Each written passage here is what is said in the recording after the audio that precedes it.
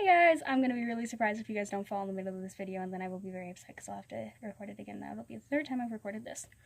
So, new background. I had to do some editing so my face didn't look as red because of my... Oh, if I do this, it cools me off. Because of my curtains. So today we're here about one of my favorite tattoos, and so the first time I discussed getting this tattoo, I had wanted on my collarbone, and that was a deal that we had talked about. And then I went into the shop because we had talked, my friend, I had talked to him on Messenger, and we went and got tattoos together. Not matching ones, but tattoos together. And so we went in, and we were talking, and he went, you know, your collarbones are really small. I don't want to do that many words on your collarbone because it's too small. And I was like, oh no, okay, all right, I guess. So then we drew up, and I feel bad for wasting this time on drawing that up, was the same words, wanted if you want me, with a skeleton kind of hanging, because of the background of why I have this, which is super personal, not going to talk about it. So I was like, okay, so we had to draw up, we were going to get it right here, and it was going to be chill, it was going to be no big deal, like, oh well. But then I ran into another opportunity to get it done, and they were going to do it on my collarbone, and I was like, oh yeah, excitement. I think it was the best tattoo experience ever. Like, we sat down, he asked me about why I wanted it, and I think that meant more to me because all of my tattoos, there is a backstory to. They're all very personal. Well, most of them are kind of personal backstories, but he actually wanted to know why this tattoo, why did I want it this way, what's the backstory of getting it? And I was like, ooh, oh my god, thank you for asking. I drew some sketches up, and he drew some sketches up, and then we talked about it, and I was like, you know, I originally wanted it with the treble clef in front of it, and which it does have. And he was like, oh, why don't we try doing it all in music notes? And I was like, oh, that sounds great, let's do that. And we did, because yeah. And he did it freehand because for some reason his transfer paper wasn't working with my skin. I don't know, I haven't had that problem ever again, but it was a weird thing. It was just kind of a weird day. So he kind of did a slight sketch of it with a pencil, or with a pen on my thing, and told me, you know, it's gonna look better than this because I'm gonna do it better than that. And I was like, chill, you're good to go.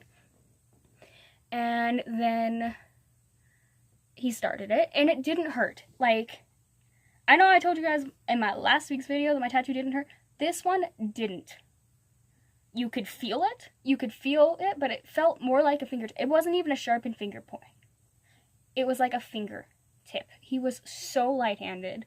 It was so cool. I could have fallen asleep, except for the fact that I started feeling hot and cold going up and down my spine, and I was like, oh no.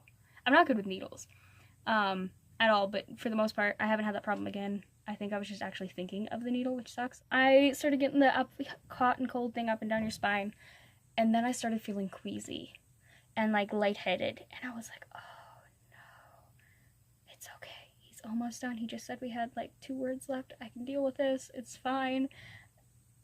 And then it got really bad. So I was like, do you guys got like water or something that I could drink? So they got me some water, and we went and sat outside. And so I got some air, and he sat with me, which was really cool. And for about 10 minutes, and we came back in, finished it, had no problems with finishing it. The wanted and the if, which I'll show you right here, are really, really close together. And I think it was because of that little incident of almost passing out. And I can't judge him for that. Like, that was my bad. And there's always like this hint of it could be, I mean, they're tattoos. These are people actually drawing it on you. It's never going to be perfect.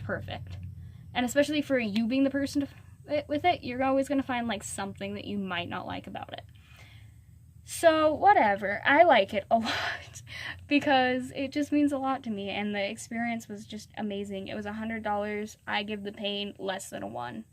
So the Wanted If You Want Me is from, if you've ever seen The Fosters, Brandon Foster on The Fosters, who's played by David Lambert, sings a song called Outlaws. And it goes like, maybe we're just outlaws, and maybe I'm just in love.